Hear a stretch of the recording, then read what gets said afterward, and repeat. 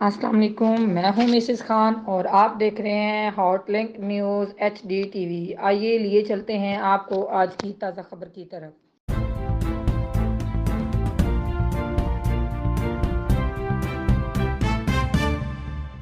ممبر صوبائی اسمبلی محسن ایوب کا دورہ بلدیہ آفس ٹیکسلا کے بنیادی مسائل پر بریفنگ اور ان کے حل کے لیے عملی اقدامات کا اعلان۔